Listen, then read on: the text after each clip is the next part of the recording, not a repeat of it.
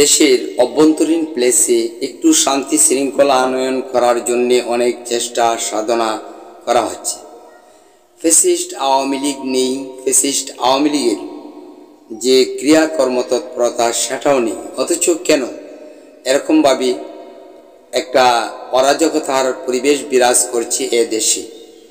আমরা যদি বলতে চাই তাহলে প্রথমেই বলতে হবে যে স্বস্বার্থ ত্যাগ করার ইচ্ছে থাকলে এমনটি হয় না, কিন্তু নিজ নিজ স্বার্থের জন্য যত চেষ্টা করা হচ্ছে ততই কিন্তু এখানে একটা আহাজারি এমনকি রাহাজানির সৃষ্টি হচ্ছে। দেশের নগর মহানগর জেলা উপজেলা থেকে তৃণমূল অবধি এরকম একটা অস্থিরতার ভাব বিরাজ করছে।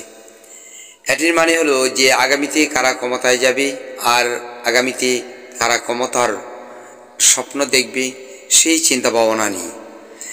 যেমন বাংলাদেশ জাতীয়তাবাদী দল বিএনপি, তাদের কথা যদি বলা হয়, প্রত্যেক জেলা থানা পর্যায়ে যে কমিটি করা হয়েছে সেই কমিটি নিয়ে একটি বিভ্রান্তির সৃষ্টি হয়েছে।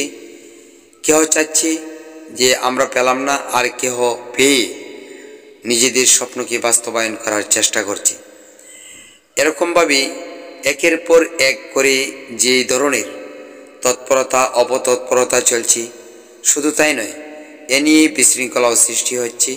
কিন্তু এই বিশৃঙ্খলার মূলে ক্ষমতা, যারা ক্ষমতাকে নিজের করে নিতে চায়, এমনকি নিজের স্বার্থকে ধরে রাখতে চায়, তারাই কিন্তু এমনটি করছে।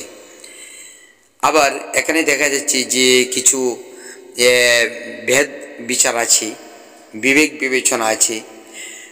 দীর্ঘ 1.5 দশক ধরে যারা নাকি মাঠে রয়েছে, এমনকি এই ফ্যাসিবাদের বিরুদ্ধে আন্দোলন করেছে, তারা যখন পদোন্নতি পায়নি তখন তারা একটু ক্রোধে জ্বলছে।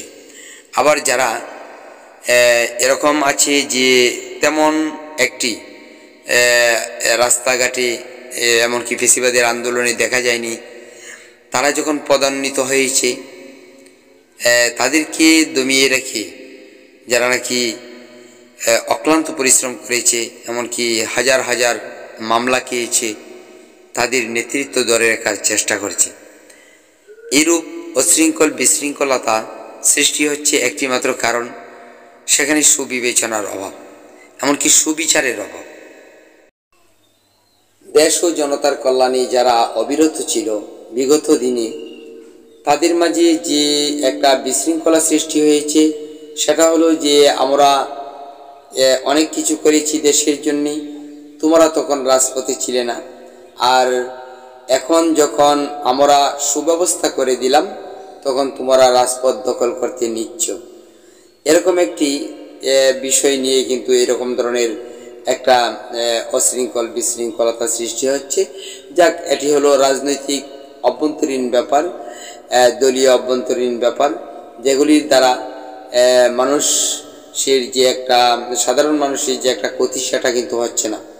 কিন্তু এর বহির্ভূত যে কিছু ক্রিয়াকর্মকাণ্ড তৎপরতা আছে, যেমন ধর্ষণ, চুরি, ডাকাতি, এটাও কিন্তু বৃদ্ধি পাচ্ছে।